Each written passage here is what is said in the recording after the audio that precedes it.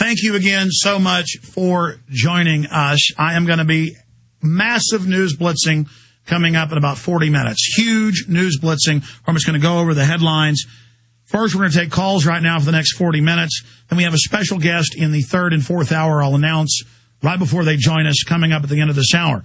We're now also simulcasting the syndicated radio show in the second, third, and fourth hour at prisonplanet.tv. Today, I want to thank all the prisonplanet.tv members. I want to just give everybody a heads up here.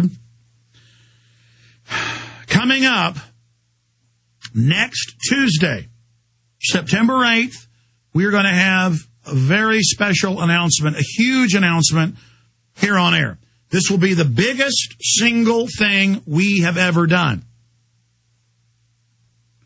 And that is coming up next Tuesday here on the show. I'm just going to leave it at that and tell folks, you never know, I may even launch it early and do it Friday. The point is, I may take off Monday, take off from radio and be up here working on the new film, Fall of the Republic. But the film's already great, but I've got like 15 days, 20 days maybe max to finish it and send it off for mass production. And we're just racing to cut stuff out and add stuff. We got too much material. I did 19 different flights, 19 different interviews, main interviews, and 30 or 40 more sit-downs with other people, man on the street, scientists, you name it, for Fall of the Republic. So that is something I've been working on really intensely. But we have something huge coming up on September 8th. I'm just going to leave it at that for everybody. And I'm not going to belabor it. My life is so weird. It is good to be empowered. It is good to be involved. It is good to be informed. It is good to be off the bench, in the field, taking action. What's the famous Teddy Roosevelt quote about in the arena? Pull that up for me, guys, please. The Teddy Roosevelt quote, in the arena. Print that off. After I take some calls, I'm going to read it. Thank you. Let's go ahead and talk to Nelson in California. Nelson, you're on the air. Welcome. Hey, how you doing, Alex? This is my second time calling. I'm also a member of We Are Change in L.A. Good. You're taking action. Yeah. One of the things I kind of brought up on the forum was talking about the Michael Moore's new movie, Capitalism, a Love Story. I've only watched the trailer, but, you know, knowing how his films have been in the past and seeing all his trailers. Yeah, he's going to blame free market on what happened, not criminality, not offshore banks that actually fund the fake environmental movement, actually fund socialization of wealth so it can be pooled and extracted internationally. He's playing the false left-right paradigm. And our trailers got released the same day, unbeknownst to me. I didn't do that on purpose. Ours had more than him until Fall of the Republic did, till they put it on the main page as a featured video, as an advertisement, as the top bar, as the top ad on YouTube, and he's still barely beating us. I mean, people really are tired of his left-right system. But go ahead and make your point. Well, I just wanted to ask, do you think we should be, at least protesting or not maybe boycotting the film, at least when the movie premieres? When does it come out? I think was October 5th, or 2nd. Yeah, ours comes out October 21st and gets into the whole banking thing and how both parties are involved and how it's a criminal takeover, not socialist. Again, the media says it's socialist. This is not socialism, and I'm not a fan of socialism, but it's better than this. This is not socialism. I mean, if we're going to have the debt of $23.7 trillion and growing, it'll be 27.5 again by the one-year anniversary. The way it's trending, that would pay for all the mortgages 3 times over, 3 times in 1 year. Nothing to do with mortgages. That's not socialism. Socialism would be taking money from the middle class and redistributing it, and from the rich. The rich are all tax-free and exempt. I haven't seen the trailer yet.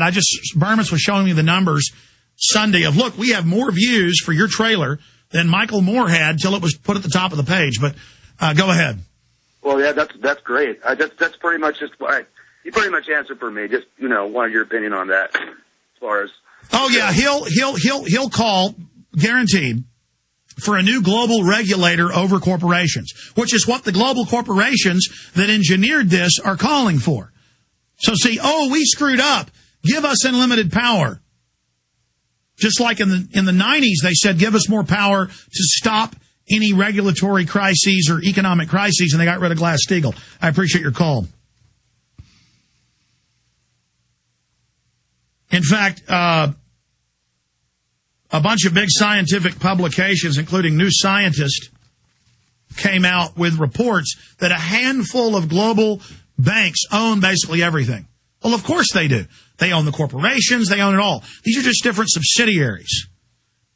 IBM, Microsoft, it's all government/private corporate.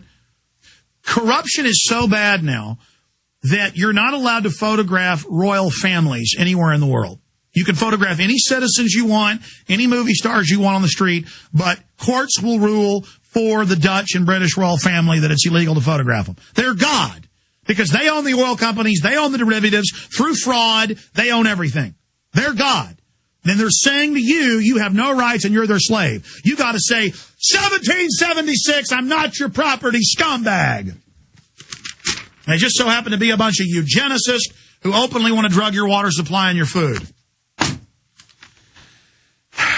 It is not the critic who counts, not the man who points out how the strong man stumbles, or where the doer of deeds could have done them better.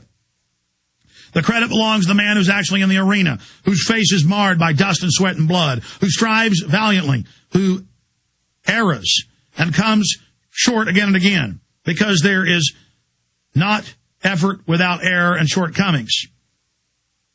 But who does actually strive to do the deed? Who knows the great enthusiasms, the great devotion, who spends himself in worthy causes, who at best knows in the end the triumph of high achievement, and who at worst, if he fails, at least he fails while daring greatly, so that his place shall never be with those cold, timid souls who know neither victory nor defeat.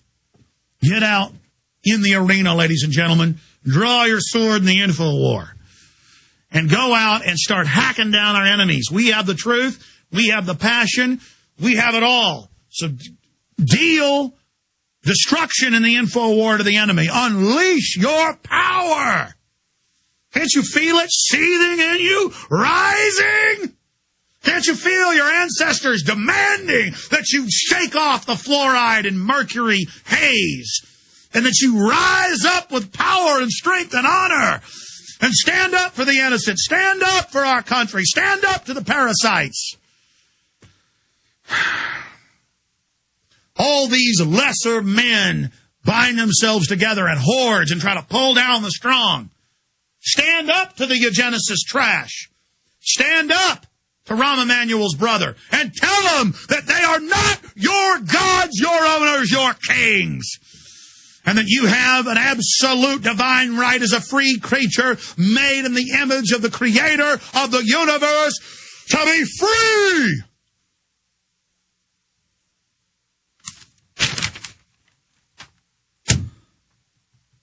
Thinker in Texas, you're on the air. I had two things, but your talk right now is so strong, I'm going to start with the second one, if you don't mind. Sure. This is something from Mary Baker Eddy. I belong to no church. I want that to be very clear before I read this. She says, the great battle of Armageddon is upon us. The powers of evil are leagued together in secret conspiracy against the Lord and his Christ. Large numbers in desperate malice are engaged day and night in organizing actions against us. Their feeling and purpose are deadly, and they have sworn enmity against the lives of our standard bearers.